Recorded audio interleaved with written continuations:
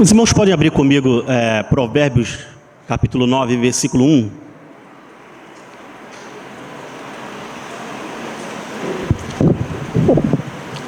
E eu queria pedir também aos irmãos que ficassem de pé para a gente fazer essa leitura.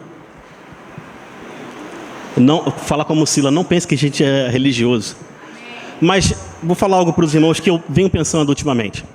Eu penso o seguinte, né? Eu penso nas escrituras, tá? Vou me limitar às escrituras. Quem sou eu para considerar qualquer coisa e pensar qualquer coisa? Eu não sou ninguém. Mas quando nós lemos Apocalipse e vemos as 7 igrejas na Ásia, nós vemos uma que o Senhor vomitaria um estado específico, né? Vomitar-te-ei, não é isso? Por quê? Porque ela não era nem quente e nem era fria. Ela era morna. Claro que quando nós lemos, buscamos e percebemos, nós entendemos que ali está se referindo à soberba. Mas que é maior estado de mornidez do que a soberba não existe. Porque o soberbo ele fala assim, eu não vou me submeter. Eu não vou levantar porque ele pediu. Eu não vou levantar para louvar o Senhor porque isso é coisa do pessoal lá. Não vou citar aqui, tá, amados? Então, irmãos, isso daí é algo que a gente percebe que vai contra o que o Senhor tem como plano. Aí eu te falo, é a soberba de fato ou a postura da mornidez que tem a ver com a falta de intensidade? Se você perceber bem, quem está frio, ele também está numa situação ruim. Mas por que Deus não vomitará o frio? Apenas o morno e nem o quente? Será que o quente e o frio estão em posição de igualdade? Não, só o quente que está bem. O frio está mal, mas o morno é o que o Senhor vai vomitar. Por que eu percebo? A pessoa soberba, ela falta intensidade. Poxa, não entendi. Falta intensidade. Porque o frio, ele é frio intensamente. Ele está lá, posicionado. Ele simplesmente disse que não quer saber, e ponto. Agora o quente, ele está se doando também. Ele está, em algum momento onde ele sente a presença do Senhor, ele dá um glória a Deus. No momento talvez que ele também não sinta, mas dá um glória a Deus para começar a sentir, ele também dá um glória a Deus. Porque, às vezes os Gálatas começaram na alma e terminaram no Espírito. Que bênção por isso também. Mas há intensidade, há uma entrega, há uma busca constante dessa pessoa que está quente. De igual modo também de quem está frio, vivendo uma vida ruim, há uma intensidade. O morno não tem intensidade, então Deus não tem interesse em coisas sem intensidade, pessoas sem intensidade. A adoração sem intensidade, nada disso o Senhor tem interesse. Por isso que ele fala que vai vomitar, ele tem nojo desse estado, de falta de intensidade. A soberba gera um monte de pessoas sem intensidade. Irmãos, no trabalho a gente precisa ter intensidade. Ou a gente entrega alguma coisa para os nossos patrões, ou a gente não entrega, e se não entrega a gente é demitido. Não tem mais ou menos. O mais ou menos um dia ele vai ficar exposto, vai passar vergonha. E quando isso acontecer, ele vai ser demitido de uma forma vergonhosa. Não é assim que funciona? Tem um projeto para fazer, tem que entregar com intensidade. Não vou fazer, pronto, eu não tenho interesse, vou fazer outro projeto, vou escolher outro projeto. Esse não me interessa. Também com intensidade ou não. Então eu percebo, irmãos, que falta em nós os irmãos da cidade, um pouco dessa intensidade para buscar o Senhor, né? Às vezes o irmão fala assim, levanta um pouquinho, e a gente já, quem é ele para estar pedindo para a gente levantar, né? Olha aí, eu não sou ninguém, com certeza, mas a gente faz isso porque a gente ama o Senhor. A gente faz isso porque a gente almeja a volta do Senhor, como disse o nosso amado irmão Davi. Então, irmãos, vamos fazer tudo com intensidade. Vamos utilizar, eu vou falar uma palavra aqui que os irmãos vão ficar, não fiquem chateados. Não sejamos medíocre. Porque a mediocridade é algo que vai ser vomitado, é médio, é o meio termo do negócio. Ou a gente desiste de vez e fala, Senhor, eu preciso que tu fale comigo então. Ou a gente se entrega de vez e avança. Então dito isso, irmãos, eu queria pedir aos irmãos que lessem comigo o primeiro versículo de Provérbios 9, versículo 1. Vamos lá. E eu queria pedir que os irmãos lessem junto comigo, de verdade, em voz alta.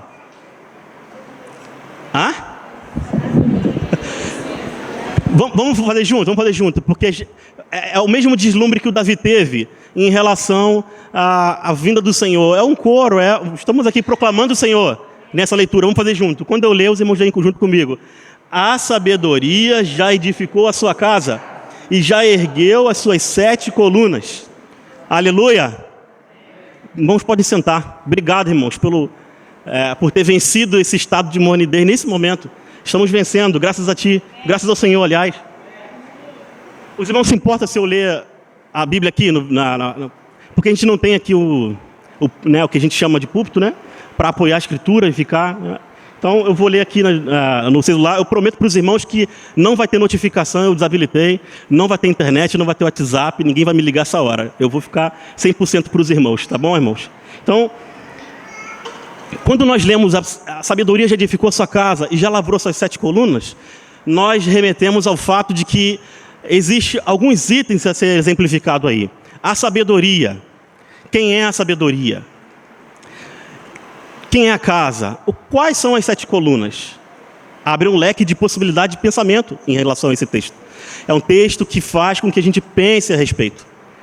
Porque, poxa, num lapso de momento, Salomão escrevendo a respeito de várias coisas morais e vários provérbios que ele entende como sendo moral. Lá, olha, eu sou um camarada sábio, estou escrevendo, sendo inspirado por Deus, e estou escrevendo aqui vários textos. Mas parece que o capítulo 8 e o capítulo 9, ele foge um pouquinho da terra, né, das relações humanas, né, intra-humana, e ele avança um pouquinho e vai para muito espiritual, a ponto de a gente não entender o que o texto está querendo dizer em relação à sabedoria já edificou a sua casa e já lavrou suas 7 colunas.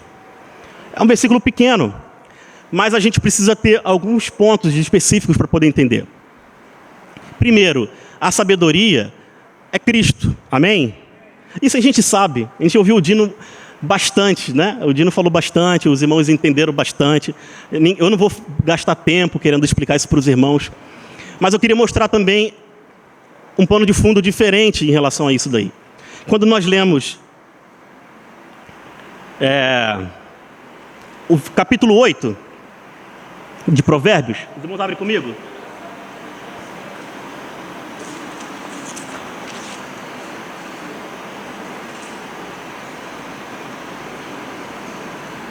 A partir do versículo 22 em diante, diz assim: o Senhor me criou como a primeira das suas obras, o princípio dos seus feitos mais antigos.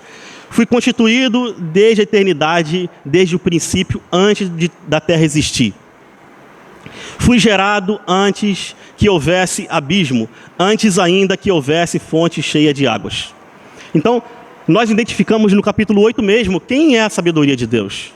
A sabedoria de Deus não é um adjetivo que a gente atribui a alguém, que aqui em especial se referindo a Salomão. Não é isso. A sabedoria de Deus trata-se de Jesus Cristo, o Filho de Deus. Paulo diz que Jesus Cristo foi feito sabedoria de Deus. Amém? Mas aí eu te pergunto, tá bom, Silas, essa sabedoria é a sabedoria celestial? É a sabedoria humana? É a sabedoria... Qual sabedoria? Amados, Jesus Cristo, ele é celestial e ele é homem.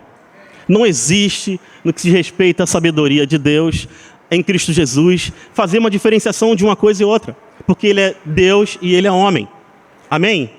Então, quando ele fala sobre as 7 colunas nos momentos seguintes, nós vamos entender cada coluna, o que significa e qual é a proposta em relação a isso. Então também nós percebemos um outro item nesse texto: já edificou a sua casa. Quando nós pensamos em edificou a sua casa, nós pensamos assim: poxa, então se ele já edificou a sua casa, que casa é essa? Irmãos, sabemos que a casa, o edifício de Deus, é a igreja. Somos nós. Diz assim, amém? Somos nós. Então, sendo nós, cada um dos filhos de Deus, ele diz que já edificou. O termo aqui, já edificou, já diz que a casa está perfeita. Está pronta. E lavrou suas 7 colunas. Também dito assim no passado. Então também está pronto, está perfeito. O número 7, para os irmãos, a gente ouviu a vida inteira que era o número da perfeição. E eu vou falar para os irmãos que o 7 não é o número da perfeição, mas é o número da plenitude. Isso significa dizer que a obra de Deus foi terminada e está completa.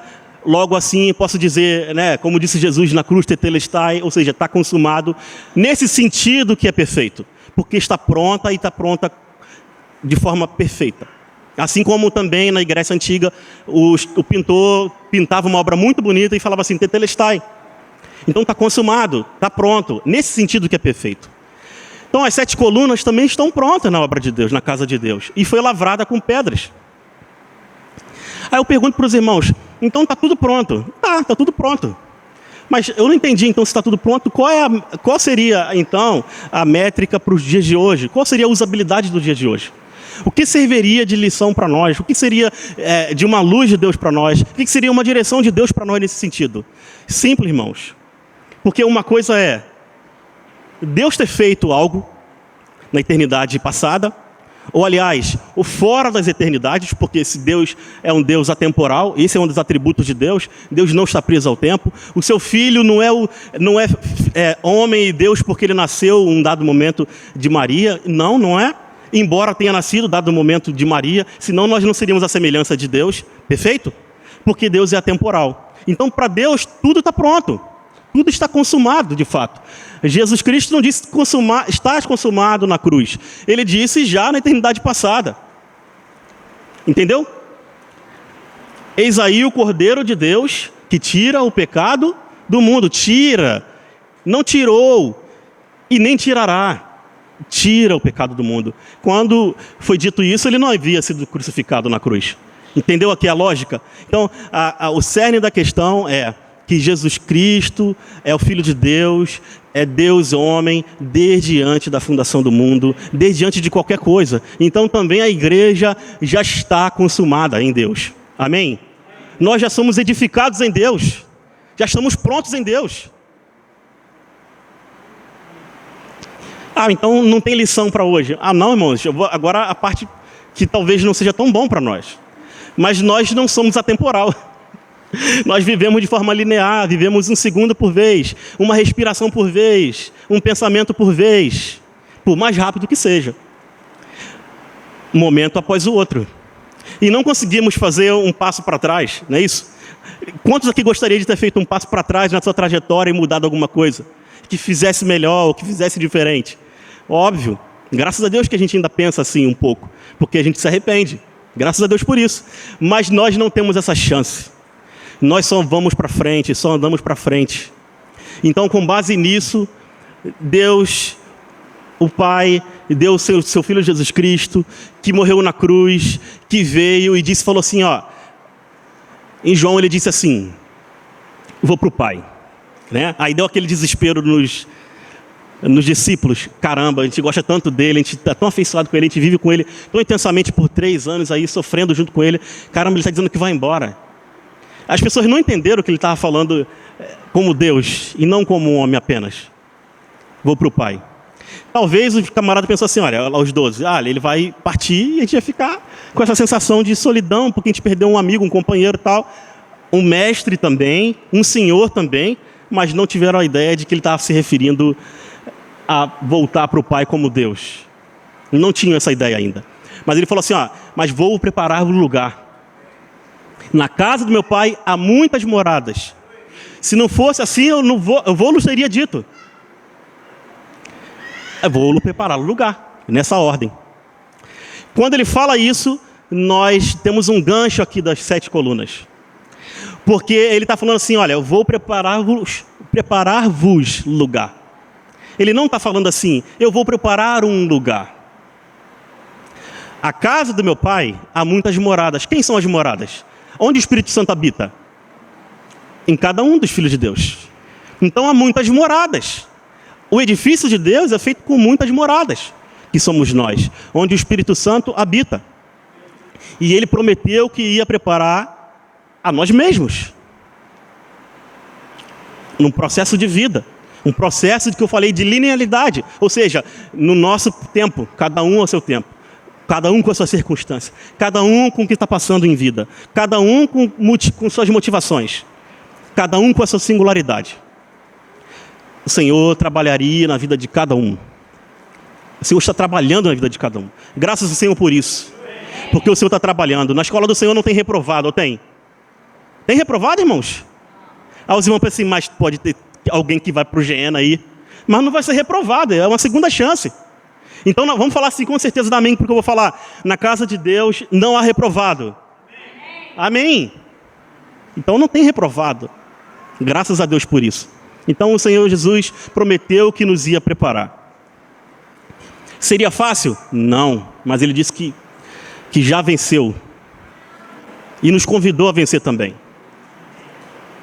Então pensa comigo, irmãos, quando nós olhamos esse edifício, nós temos uma métrica para a criação desse edifício, que é lavrar a coluna. Mas Silas, o que seria lavrar? Lavrar é pegar uma talhadeira e pegar a talhadeira e bater com martelo numa pedra. Vamos lembrar aqui, irmãos. No Egito, como é que eram feitas as edificações? Pensa aí.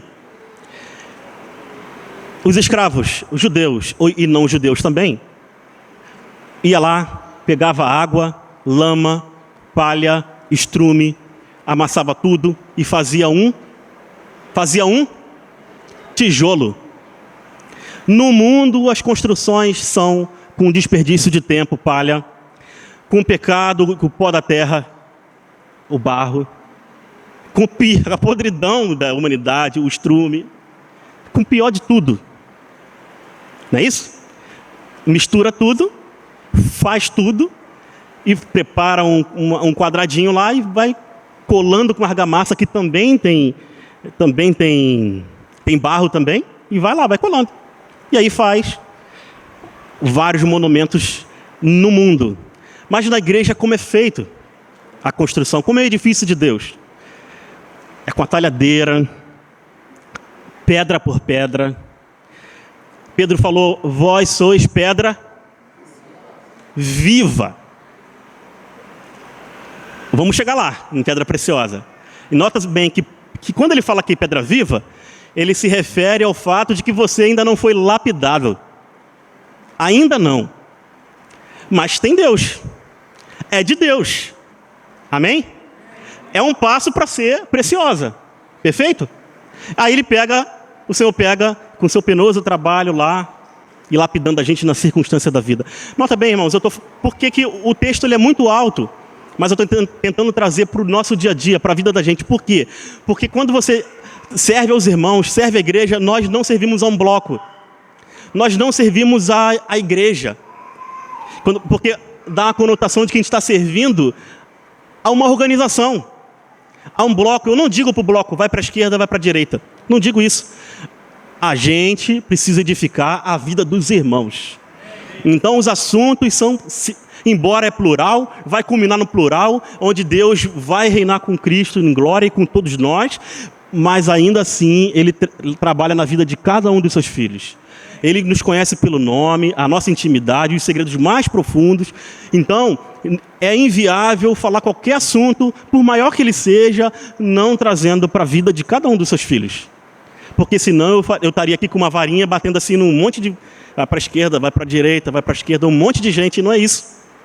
Não é isso. Muito pelo contrário. O lavrar de Deus é pedra por pedra. O Senhor zela pedra por pedra.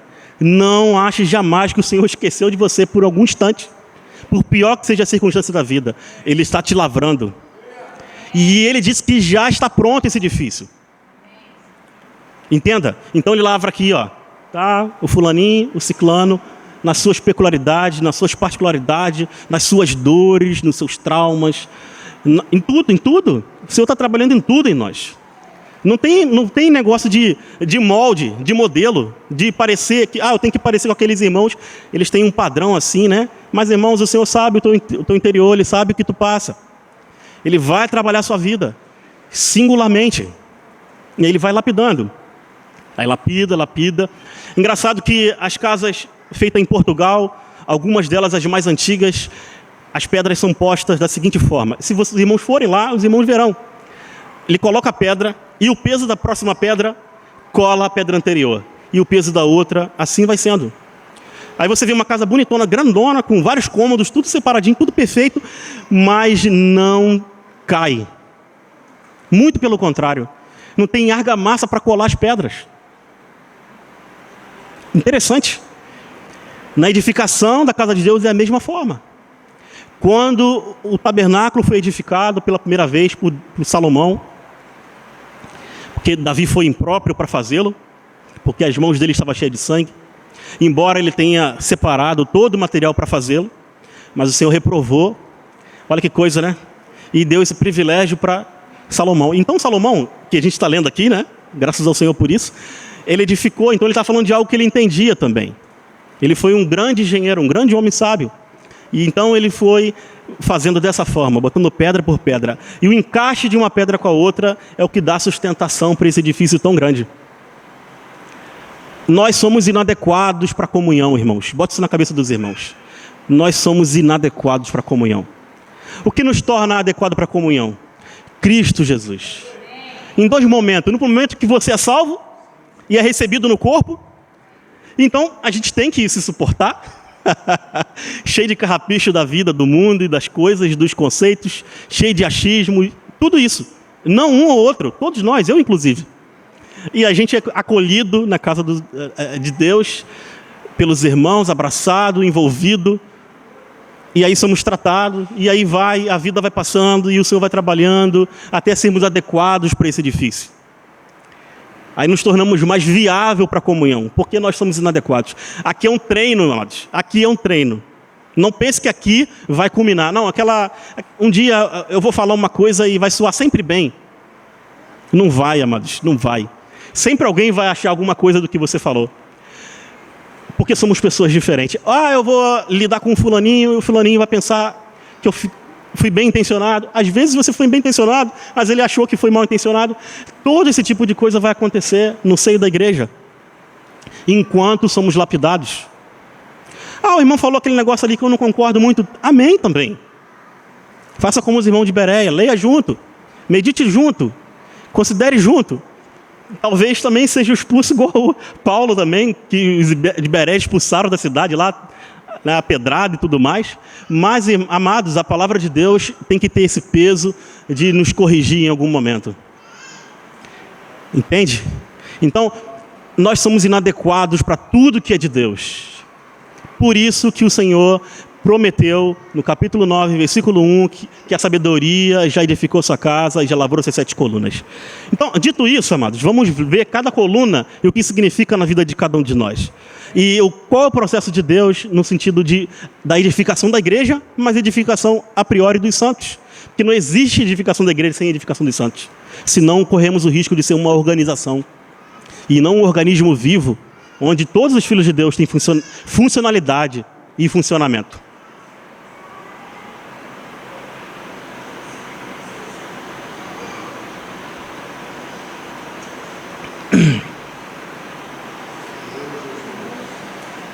A primeira coluna, irmãos, se encontra no versículo, é o capítulo 9 ainda de Provérbios, versículo 10.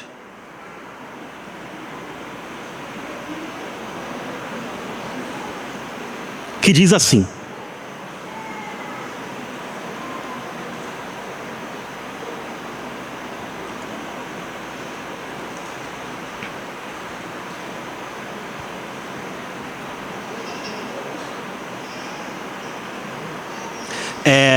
Provérbios 9, versículo 10. A primeira coluna, são 7 colunas, né? Vamos lá. Diz assim: o temor do Senhor é o princípio da sabedoria. A parte A desse versículo: o temor do Senhor é o princípio da sabedoria. Então, a primeira coluna que precisa ser lavrada na vida da gente, para sermos adequados para qualquer coisa relacionada ao serviço da igreja, relacionado a viver em família, qualquer coisa, amados, qualquer coisa. Porque a gente, vou falar nós, os filhos de Deus, nós não somos cristãos no dia da reunião. Nós somos cristãos o dia todo, o tempo todo. Na hora de dormir, na hora de acordar, na hora do mau testemunho, na hora das coisas ocultas que temos. Qualquer hora, nós somos filhos de Deus. Nós não nos isentamos de ser filhos de Deus em algum momento da vida. Vamos dar uma pausa aqui? E agora eu vou fazer um negócio meu aqui. Não existe isso. Nós fomos achados pelo Senhor, fomos comprados com o preço do sangue, fomos salvos por Ele. Somos vistos o dia inteiro. Ainda que não fôssemos filho, seríamos vistos o dia inteiro. Mas somos filhos e somos cobrados por isso.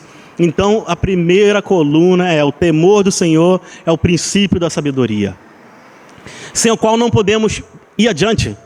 O que é o temor, irmãos? O que é o temor? O temor não é medo. O temor não é medo. Quando nós lemos o texto, nós achamos que devemos ter medo de Deus. Isso não seria adequado. Deus não requer de ninguém medo. Muito pelo contrário, o verdadeiro amor lança fora todo medo. Então, qual é a oposição do amor? Acabamos de falar. Mas qual é... Se fôssemos falar aqui, os irmãos são bons matemáticos, né? Eu vou falar assim, se fosse uma equação, qual seria o contrário do... O que seria o menos e seria o mais? Amor seria o mais e medo seria o menos. Seria uma contraposição. Então, o que é a contraposição do amor? O medo... Aí o que eu falei no início, para os irmãos aqui, o que impede de sermos intensos para Deus?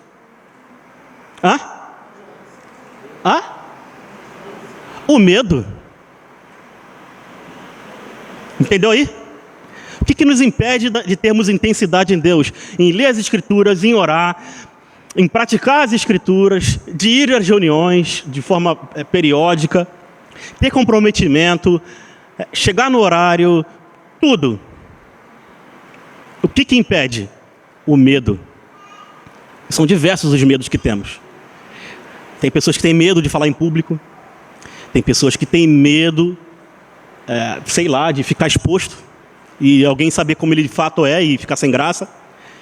Porque cada um tem as suas próprias situações de vida. Mas entenda, irmãos, isso é um empecilho para que você tenha total acesso a Deus. O medo. O verdadeiro amor lança fora todo. Bota isso na cabeça, irmãos. E vamos nos libertar dessa treva aí, que é o medo. O inimigo trabalha com medo. Quantos filhos de Deus têm depressão, têm angústia profunda, têm um monte de coisa? Porque o princípio de tudo isso daí é o medo. Não pense, irmãos, que... Não estou dizendo, irmãos, que não pode ter. Muito pelo contrário, Davi teve várias depressões. Também não vamos cultivar, mas acontece. A vida propicia. Entende? Davi teve profundas depressões. A vida propicia, né? A proposta do Senhor Jesus de ir para a cruz. Imagina, irmãos, eu não estou na pele de Jesus naquele dia. Sabe, de ter que enfrentar. Eu não creio que Jesus teve que enfrentar essa batalha contra o medo em relação a ter que morrer na cruz. Mas eu creio que foi a separação de Deus. Alguém que nunca se separou de Deus.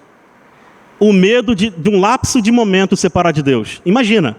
Eu não sei dizer isso porque eu sou carnal, no modo de dizer. Eu nasci do homem, eu não nasci de Deus. Eu nasci da carne, nasci do pecado. Então eu não saberia dizer, mas eu entendo, assim, de forma intelectual, que Jesus Cristo teve medo nesse momento.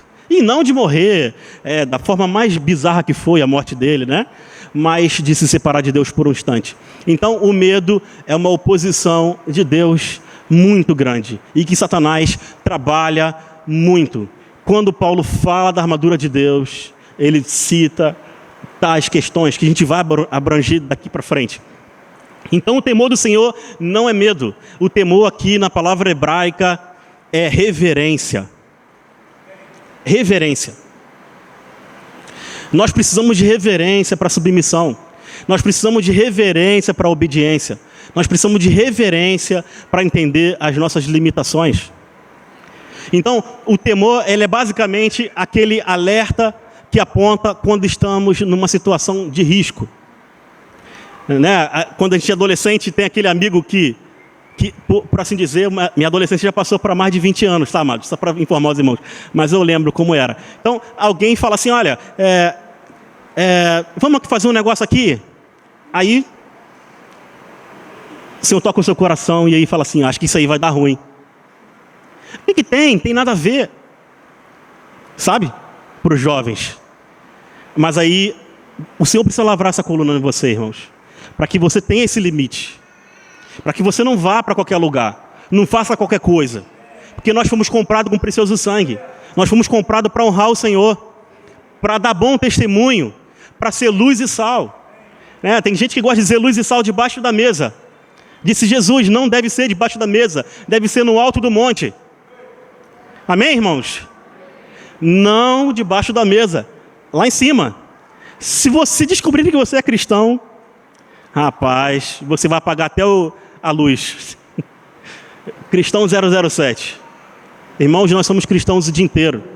Nós precisamos saber que existe um limite Ah, vamos aqui rapidinho, aqui no bar, aqui, vamos ali no trabalho, né? Para os irmãos com uma idade mais avançada, que já está trabalhando. Vamos fazer isso aqui, vamos fazer aquilo outro. O irmão fala, ou uma colega do trabalho, ou um colega também convida também uma irmã. Então, sabe, precisa dar uma estalada. O Senhor precisa lavrar essa coluna na vida da gente. O Senhor precisa lavrar. Será fácil? De forma alguma. Por isso que é lavrar. Porque não será fácil. O lavrar aqui tipifica a cruz. Então, ó, cada pancadinha, uma dor. Não será fácil. A primeira coluna é o pilar que precisa nortear a nossa vida daqui em diante. É o temor do Senhor, o princípio da sabedoria. Irmãos, quando nós falamos sabedoria, aí eu falei assim, tem diferença entre a sabedoria divina e a sabedoria humana? Irmão, só existe uma sabedoria, que é de Deus, que pode ser dada ao homem. A sabedoria é a capacidade de saber a capacidade de saber o que fazer no momento que preciso.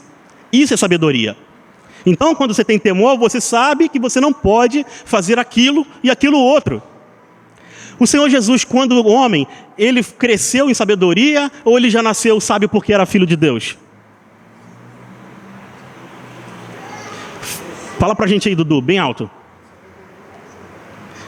À medida que crescia, aprendeu a sabedoria no crescimento, não é isso? É isso. Então a sabedoria é de Deus, é adquirida, mas é enquanto sofremos ao longo da vida. Tiago fala, tem falta de sabedoria? Pede. Ele não está dizendo que vai ser de forma instantânea, vai ser recebida. Mas devemos pedir, é um desafio. A próxima coluna, irmãos.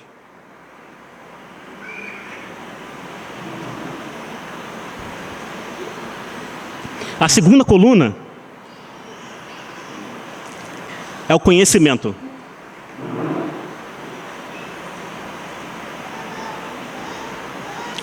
Provérbio 2, versículo 6.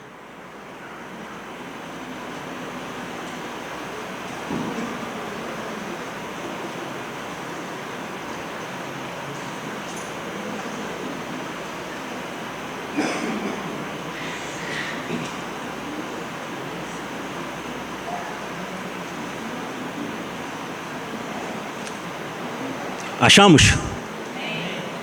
Diz assim: pois o Senhor dá sabedoria, o conhecimento e o entendimento procede de sua boca. Irmãos, conhecimento não é aquela coisa que a gente pensa, esse camarada tem muito conhecimento. Não tem, não. Não tem. Isso é algo que precisa ser lavrado. Ele tem muita informação. Quando a gente menospreza às vezes, né? Que o Senhor nos perdoe de fazê-lo. Tá? Jamais faça isso também. Tem muito conhecimento. Não é isso. Conhecimento não é isso. Se ele tivesse conhecimento, ele estava muito bem. Ele já tinha lavrado essa coluna na vida dele. Não é isso. Ele pode ter muita informação. Nós, inclusive, temos uma situação deficitária no meio do Filho de Deus, da cristandade, é que os irmãos falta conhecimento. E não falo isso para envergonhar ninguém. Eu me incluo nisso daí. Se é para envergonhar alguém, que seja a mim mesmo. Amém, irmãos? Para minha própria vergonha, nos falta conhecimento. A palavra diz, conhecereis a verdade vos libertará. O quanto nós temos sido libertados, irmãos, de verdade. Faz um batismo de indagação. Não precisa falar para ninguém. É uma pergunta retórica. Cada um pensa de si mesmo. Porque vai prestar conta com Deus, não é comigo. Então pensa aí um pouquinho e vê o quanto o Senhor já te libertou. Graças a Deus, de forma paulatina, progressiva, o Senhor tem nos libertado, amém? Não falei isso para desanimar ninguém, muito pelo contrário, o Senhor tem nos libertado. Amém? Então, irmãos, qual é aqui a chave também? A verdade. A chave é Cristo, que é a verdade. A chave é simples, porque à medida que conhecemos a verdade, nós não somos enganados pelo falso. No mundo temos muitas verdades. Nós temos verdades de muitas vertentes, de muitos pensadores, de muitos filósofos. de muitos posicionamentos políticos. Temos muitas verdades. Todas essas são inúteis diante de Deus. Todas. Jesus Cristo, lá no grego, a palavra verdade é a realidade. Aí está a diferença quando falamos verdade, das verdades. Porque uma pode ser uma verdade circunstancial, dada a um contexto específico. Mas Cristo não, Cristo é a realidade das coisas. Tudo foi criado por Ele e para Ele. Nós não... É igual o cântico que os irmãos cantam, os jovens gostam, é tudo sobre você. A gente está enganando a gente mesmo. Porque a gente acha que é sobre a gente o negócio. A gente fica em si mesmado, sofre, chora, fica com pena da gente, fica com isso, com aquilo outro, e não entende que não é sobre a gente o negócio. Lembra que eu falei do medo, do sofrimento, da falta de temor? E a gente passa pelas circunstâncias da vida e a gente fica achando que é sobre a gente o negócio. E não é sobre a gente. Não é. É sobre o plano de Deus. Um dia desse estava conversando com o Amado e o Amado perguntou: tu conhece aquela Bíblia King James? E eu falei para ele: eu conheço sim. O King James Eu falei: rapaz, mas tem uma coisa curiosa sobre essa Bíblia King James. Essa Bíblia King James é um testemunho de que a palavra de Deus correu mesmo na mão do mundo e chegou até nós. Como assim? Para mim era só uma Bíblia. Ele não é só uma Bíblia, é a Bíblia. Porque é a palavra de Deus. O que acontece é o seguinte, que ela foi escrita em cima dos textos de uma Bíblia chamada Septuaginta. O que é a Septuaginta, irmãos? A Septuaginta é uma Bíblia que foi escrita... Quando nós lemos a Bíblia, nós vemos que tem algumas páginas em branco, não tem? Malaquias e Mateus, não é isso? Tem 400 anos ali, um hiato de 400 anos, não tem? Mais ou menos 400 anos. Nesse período aí, Alexandre o Grande conquistou todo o Oriente Médio, inclusive Israel. Só que quando ele conquistou o Oriente Médio, ele também conquistou o Egito. Ele era apaixonado pelo Oriente Médio, ele gostava da cultura, ele gostava de tudo que tinha lá. Então ele queria abrir uma biblioteca lá em Alexandria, uma cidade no Egito. Então ele abriu a maior biblioteca do seu tempo, porque ele tinha olha isso, ele tinha aquela pompa, né? Que ele também não entendeu que era sobre ele também, né? Aquilo que a gente está falando aqui, não é sobre você, meu querido. Você vai perceber já que não é sobre você. E aí ele foi e construiu a maior biblioteca do seu tempo. Uma biblioteca em Alexandria. E ele pediu 72 rabinos fluentes no grego, porque ele era grego, que traduzisse a Bíblia naquele tempo. E aí, por isso o nome se chama-se Septuaginta, porque são 72 rabinos que sabiam fluentemente o grego, que escreveram a Bíblia para o grego, traduziram para o grego. Então fala para os irmãos, então a escritura, ela andou no século. Alexandre Grande tipificava no seu tempo o anticristo. Mas até ele fez a Bíblia continuar andando e sair da mão exclusiva dos judeus.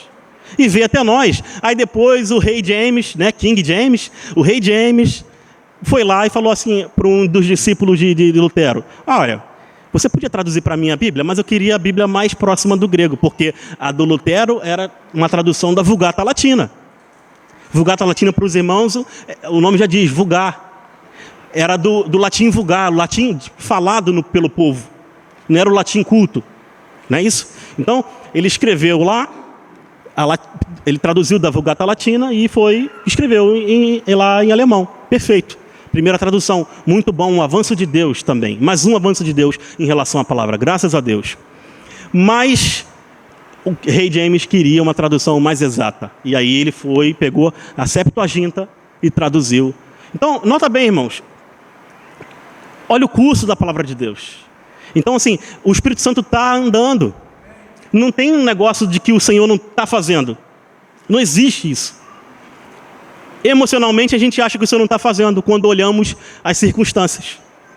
Mas se nós temos conhecimento, e se o conhecimento que é conhecer a verdade nos liberta, também nos libertaremos desse sentimento de achar que as coisas não estão acontecendo. E de que o Senhor não está fazendo. A sabedoria já edificou a sua casa e já lavrou suas 7 colunas. Então a segunda coluna é o conhecimento. Vamos para a terceira coluna.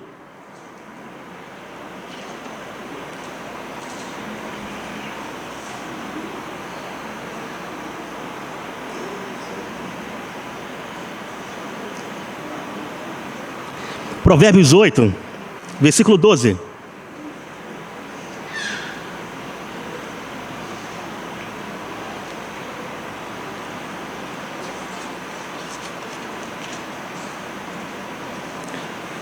Provérbios 8, 12. Irmãos, recomendo muito os irmãos ler Provérbio. Provérbio é muito rico. Provérbios fala de Cristo tanto quanto o Novo Testamento fala. Aliás, toda a Escritura fala de Cristo, irmãos. Nós precisamos atentar para a Escritura com esse olhar cristocêntrico, cristológico, seja por alegoria, por tipologia, seja por uma revelação, não importa.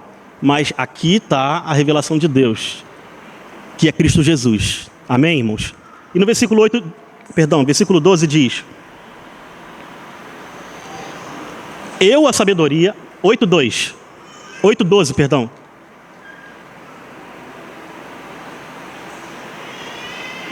Podemos ir? Diz assim: eu, a sabedoria, habito com a prudência, tenho conhecimento e toda a discrição. A terceira coluna é a prudência.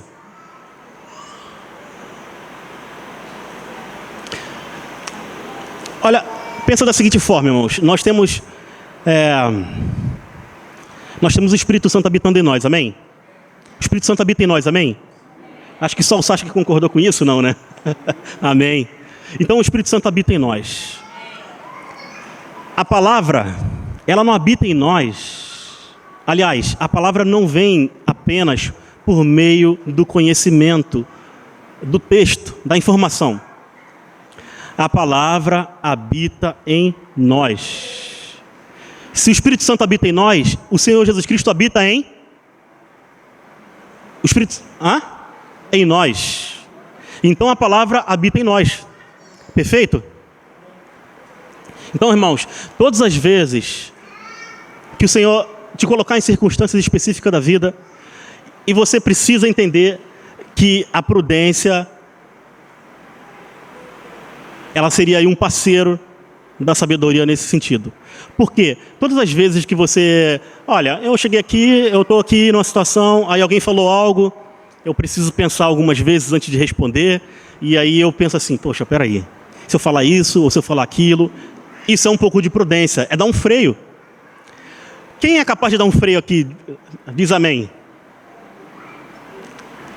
Graças a Deus que ninguém disse amém, porque não é verdade, irmãos.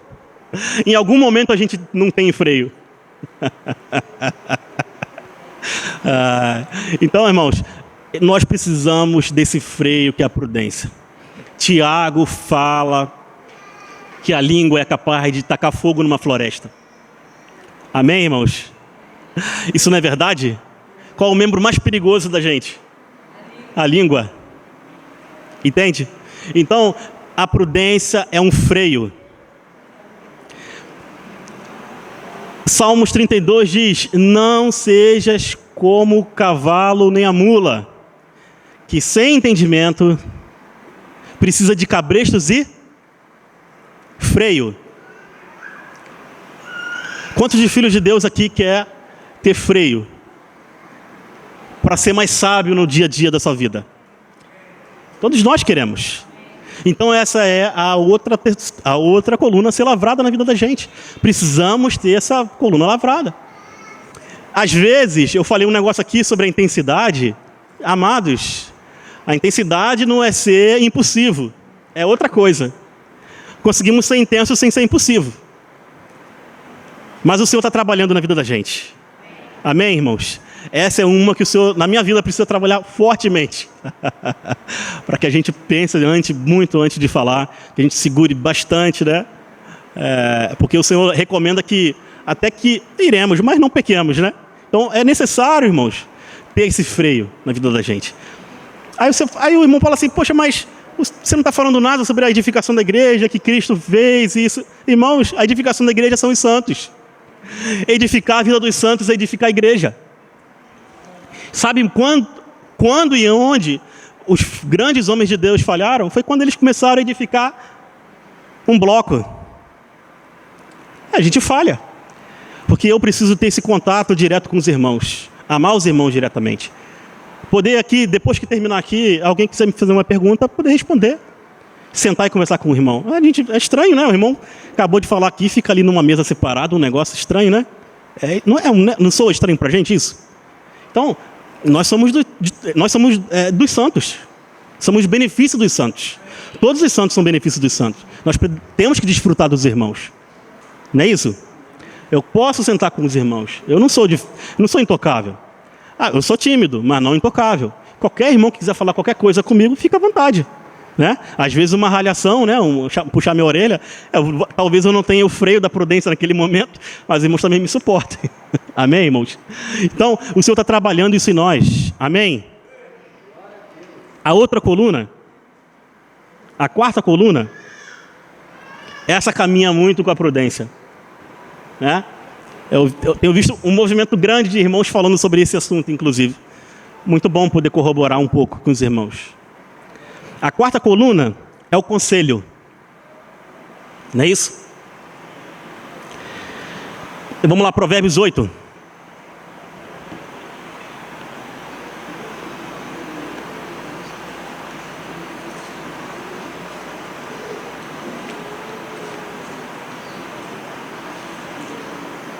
De novo, Provérbio 8.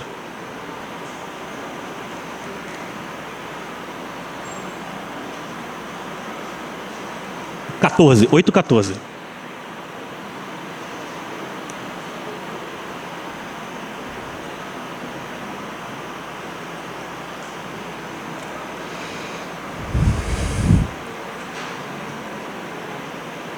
Diz assim: meus são os conselhos, e a verdade é a sabedoria.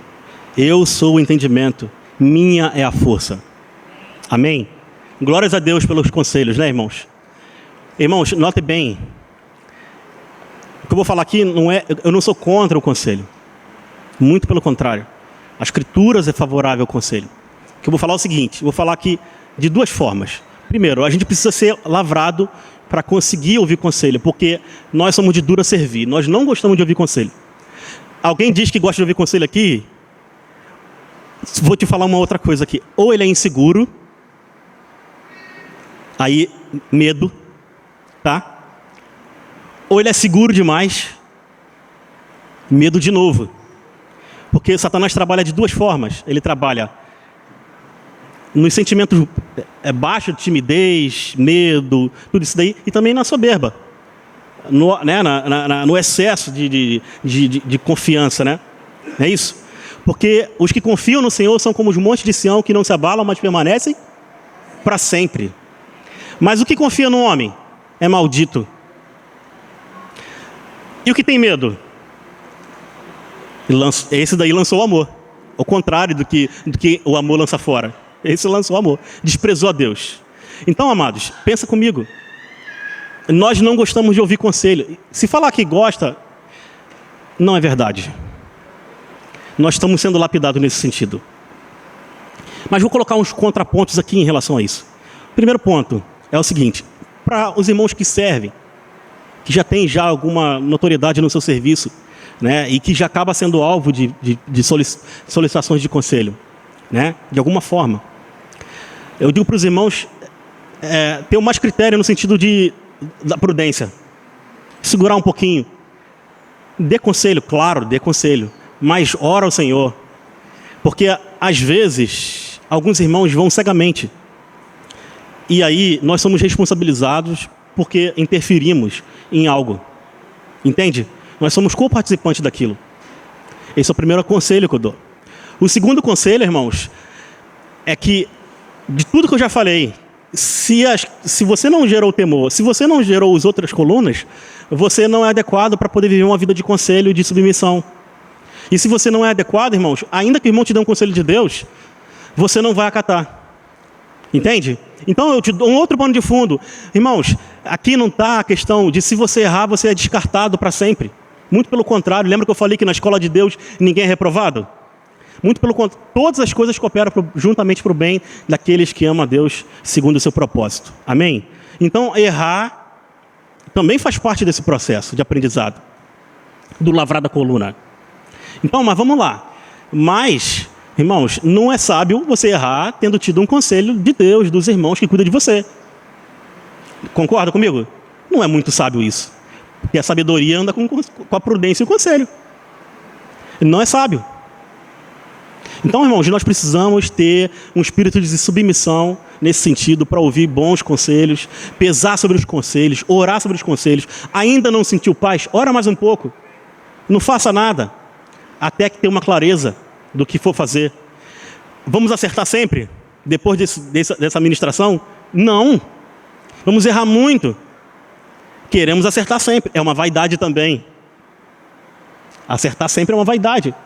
Já viu aquela pessoa muito certa? A pessoa que não erra nunca. Já viu aquilo ali? Irmãos, essa pessoa é morna. É soberba. Isso é mornidão.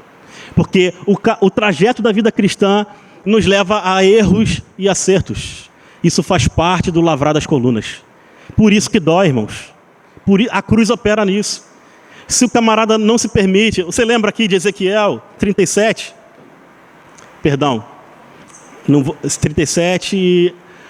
É o Vale dos Ossos Sequíssimos ou a travessia do...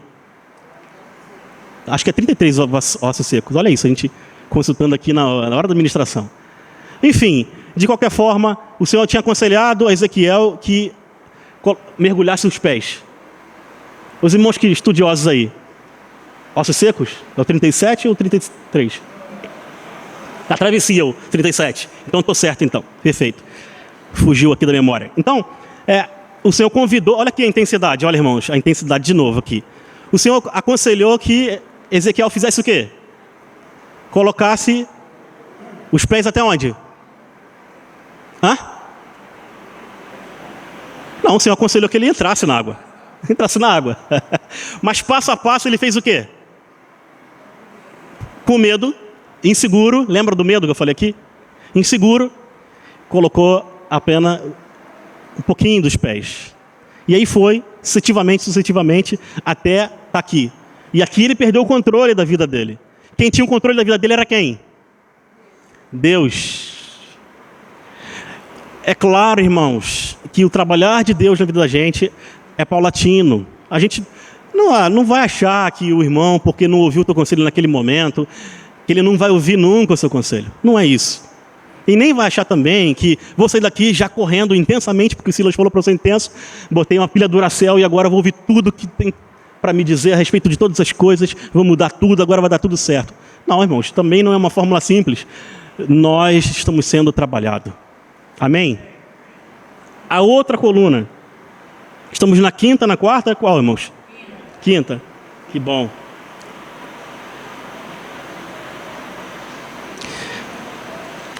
Vamos lá. Provérbios 11, 2. A quinta coluna é a humildade. Tem irmãos que têm humildade de sobra aí, né, irmãos? Tem tanta humildade, né?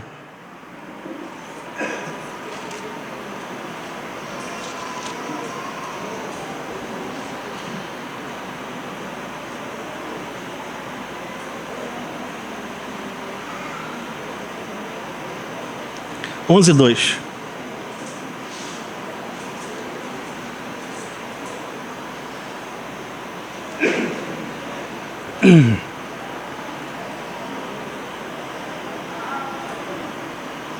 Diz assim, 11, versículo 2. Quando vem a arrogância, em seguida chega a desonra. Mas a sabedoria está com... A sabedoria está com... Quem a sabedoria gosta? Dos humildes. Onde ela quer habitar? Com os humildes. Quem se apropria da sabedoria? Os humildes. Igual os mansos se apropriam da terra. Os humildes se apropriam da sabedoria. Mas humildade, irmãos, não é aquele tipo de quebrantamento. Ou aquele jeito de falar mais simplificado. Não é isso. E nem aquele jeito assim, eu não me incomodo muito com a forma de vestir. Ou também, isso tudo tá bom, eu me importo pouco com as coisas. Isso não é humildade. Humildade também não é nata da nossa humanidade, ela é adquirida ao longo da vida da gente, porque isso faz parte da sabedoria e não de nós. O Senhor Jesus cresceu para obter sabedoria, sofreu para obter sabedoria. Por que a gente acha que vai ter um atalho? Agora eu vou orar uma semana, 2 horas todos os dias, e aí vou fazer um jejum e vou estar humilde à beça. Vai ficar com fome, mas humilde não. Amém? Vai se chegar a Deus, bênção, porque vai orar, mas não humilde. Humildade é trabalhado. Ninguém nasceu com humildade. Irmãos, não se enganem. Não se enganem. Todos nós somos soberbos. Amém? Amém ou não? Amém. Isso faz parte da nossa natureza caída. Nós somos soberbos. Alguns são espertos, outros sem filtro, sem a prudência. Entendeu? Mas somos só soberbos. Porque às vezes a gente sabe o que dizer na hora que precisa ser dito. E aí a gente passa por humilde. Mas humildade é uma qualidade da vida de Deus, de Cristo Jesus. Entende, irmãos? Agora, existe proposta neotestamentária que é o seguinte, que nós podemos, em circunstâncias específicas da vida, ao ver uma situação da vida como um desafio, humilhar a nós mesmos. Ter o ato e o exercício de humilharmos a nós mesmos. Os irmãos concordam comigo sobre isso? Não é para as pessoas te humilharem. Não é isso. É para você humilhar a si mesmo. E quando isso ocorre? Às vezes, naquele momento em que o freio da prudência chega em você. E aí você pensa assim, não, peraí. Vou me humilhar nisso daqui. Entendeu? Vou me humilhar nesse negócio aqui. É isso, irmãos. Nós temos lapsos de humilhação, mas o aconselhamento de Deus é que nos exercitamos nisso. Humilhar a si mesmo. Entende? E não humilhar os demais. E não humilhar as pessoas. Não é isso. Entende? Vamos avançar um pouquinho dado o horário, irmão? Estou bem do horário aí? Está bem do horário? Bem? Mas o Senhor vai trabalhar também a humilhação na vida da gente como sendo algo nato de nós, irmãos. Eu creio nisso. Como sendo algo assim que a gente não vai dispensar oportunidades de se humilhar. Quando os cristãos iam lá para o Coliseu e outros locais para ser sacrificado lá, né, pelos gladiadores e tal, o cristão ele via uma oportunidade de reinar com Cristo. Sabe, nós vamos fazer assim também, em relação à humilhação, amém? Os irmãos creem?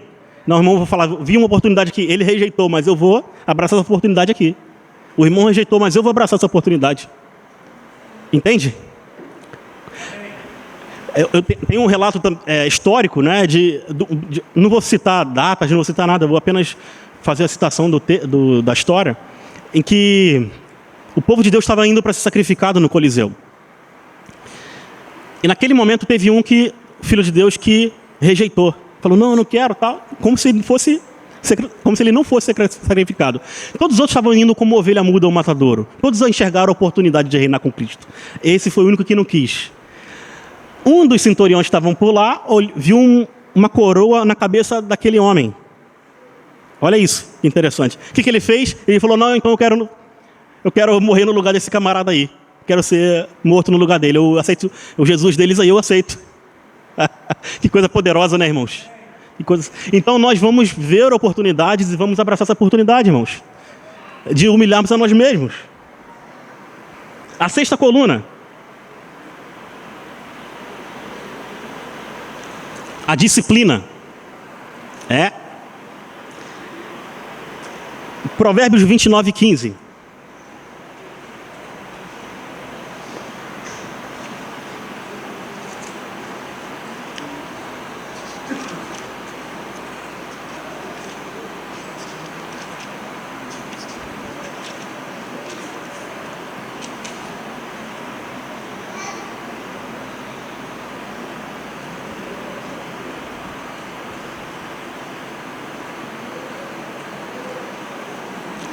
Diz assim, a vara e a repreensão dão sabedoria. Entenda, irmãos? Esse é um assunto que também nós não gostamos. E o Senhor precisa lavrar essa coluna na vida da gente. Nós não gostamos. Aliás, nós rejeitamos. Não é isso? Então, nós repudiamos a disciplina. Mas esse era um assunto que deveria ser restaurado na vida da cristandade. Nós começamos até uma reunião a respeito disso. A primeira reunião encheu. Foi uma maravilha. O Senhor operou. Nós vimos um deslumbre de como poderia ter sido uma reunião da palavra cheia de irmãos. E para nossa vergonha, ao decorrer das outras reuniões, a reunião esvaziou.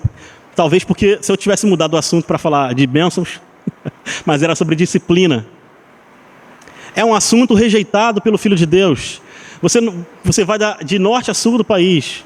Poucas vezes você vai ver diversos ministérios por aí e diversos irmãos que reúnem como nós falando a respeito da disciplina. Porque não é um assunto bem entendido claramente. Se nós entendêssemos esse assunto, assim como a humilhação a praticássemos, nos propiciaria a estarmos lá mais perto da sabedoria. Amém, irmãos? Então, assim, foi um relato interessante do irmão Paulino. Ele falou assim, olha, ele citou o nome de um irmão que eu não vou citar, ele tem o direito de citar, mas ele falou assim, olha, aquele determinado irmão que eu amo tanto, me disciplinou tantas vezes, e eu era meio sem vergonha, mesmo assim disciplinado, ia para a reunião. Ele não teve vergonha de falar que foi disciplinado várias vezes. Olha, a gente tem essa vergonha. Aliás, a gente não vai dizer a respeito. Mas, irmãos, uma assembleia saudável, irmãos saudáveis, pastores saudáveis, ministérios saudáveis, têm implementado a disciplina, porque isso traz sabedoria. Irmãos, qual é o objetivo da disciplina? O objetivo da disciplina é trazer sanidade.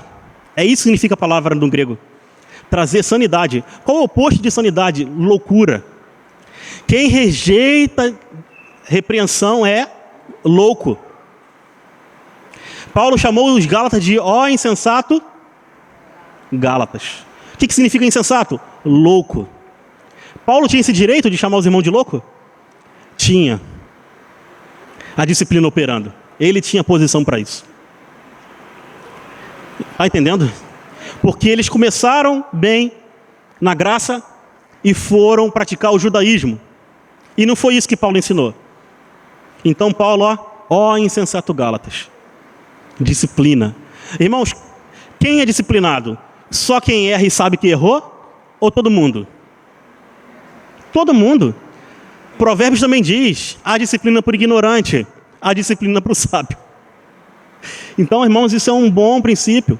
Essa coluna precisa ser lapidada em nós. Qual é a plenitude da casa de Deus? Todas essas colunas sendo lapidadas na vida da gente, irmãos. Essa é a plenitude da casa de Deus.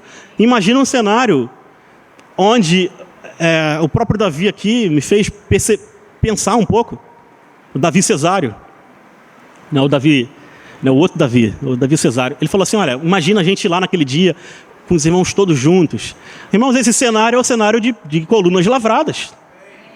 Não há possibilidade se assim não for feito. Entendeu, irmãos? Então, imagina a disciplina do Senhor operando de forma saudável, sabe? Tanto da parte de quem aplica igual o conselho, saudável, tanto de quem recebe, que entende que é o momento para ele exercer a humilhação. Que coisa linda, né? No papel é lindo, no texto é lindo, mas nós repudiamos a disciplina. Mas isso não significa dizer que ela não virá. Nós podemos repudiar a disciplina hoje, mas nós poderemos receber a disciplina num momento que a gente não vai querer receber. Porque ninguém passará em vão. Passará batido, como diz no mundo. Porque podemos passar batido nessa vida, e quando o Senhor chamar, Ele fala assim, olha, servo mau, infiel, espancou os conservos, fez tudo de ruim, escondeu o talento. Está vendo a falta de intensidade? Escondeu o talento, não exerceu o talento. Agora você vai vir para aqui, disciplina para você. A disciplina vai ser maior. Vamos fechar, irmãos. A última e a mais, digamos assim, a mais relevante, não vou dizer que é a mais importante, mais relevante, porque para mim ela opera em dois momentos, é é a coluna da graça, que é o projeto da tão grande salvação. Que a gente precisa ler o capítulo 28, versículo 26.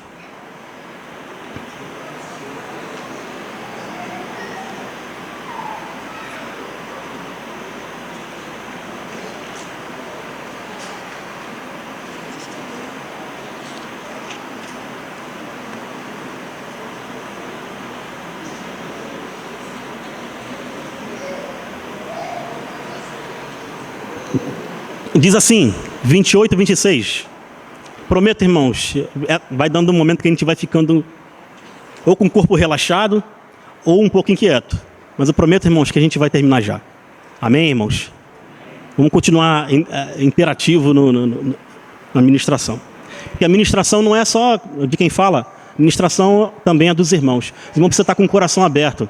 Você está com o coração querendo ouvir, né? Com a mente boa para poder entender. Amém, irmãos? Então, existe uma interação recíproca aqui. E os irmãos estão ministrando para mim e eu estou ministrando para os irmãos. Amém? Eu estou recebendo. Diz assim, versículo 26. Quem confia no próprio coração é insensato, mas quem age com sabedoria viverá em liberdade. Mas eu não entendi a graça aí nesse negócio. Simples. A salvação nesse negócio. Não entendi, Silas. Irmãos, os que confiam no Senhor são como os montes de Sião que não se abalam, mas permanecem para sempre. Onde o para sempre está? Na vida eterna. Que é a salvação em Cristo Jesus, que foi nos dado pela graça. Então a sétima coluna é a última coluna, que é o findar e o ponto culminante da vida cristã, que é a salvação completa. Não é a salvação aquela que nós temos em Cristo Jesus, senão eu nem estaria lendo para os irmãos o texto. Senão eu nem estaria falando para os irmãos, porque todos nós fomos salvos, amém? Fomos salvos pela graça, amém? Continuamos sendo salvos pela palavra e pela graça, amém? E pela fé aqui misturado com a palavra, nós podemos exercitá-la. Então, irmãos, a salvação do Senhor culminará no dia do Senhor, em sua vinda, e que nos trará essas colunas todas lapidadas. Esse é a nossa realidade. Recebeis em vós, o quê? Com mansidão a palavra, em voz enxertada, a qual é poderosa para salvar vossas almas. Entende aqui? Aqui a proposta não é a salvação no sentido, eu já fui salvo no Senhor, graças a Deus. Irmãos, às vezes nós tornamos essa graça como desgraça. Como assim, Silas? Simples, porque nós nos apropriamos da vida eterna, que é essa primeira salvação, e falamos, cara, está tudo consumado, tetelestai já. Não é isso, irmãos. Tetelestai lá em Cristo Jesus. Nos nossos dias é lapidação. Não se apostata da fé, irmãos. Não seja morno, irmãos. Nós estamos sendo lapidados pelo Senhor. Glórias a Deus por isso. É um trabalho contínuo e constante. Dito isso, irmãos, eu queria chamar o Sila e também o Násio e o Massinho também. Não é nenhuma vaidade de chamar os presbíteros, né? E nada disso. É porque eu gostaria de fazer o Elias também, o irmão Elias. Eu queria fazer uma proposta para os irmãos. Os irmãos não vão achar que eu estou sendo religioso fazendo isso. Mas eu queria pedir para os irmãos se levantar, descansar um pouco a perna aí, a circulação sanguínea. E os irmãos vão orar, os irmãos, para que haja, a partir de hoje, um maior comprometimento da nossa parte. Minha, inclusive, eu vou receber a oração junto com os irmãos. Que de hoje em diante seja lapidada essas colunas de forma mais intensa em nossas vidas. Amém, irmãos? Porque nós queremos apressar a vinda do Senhor. Amém? Então, os irmãos, abra o coração, receba essa oração. Obrigado, irmãos.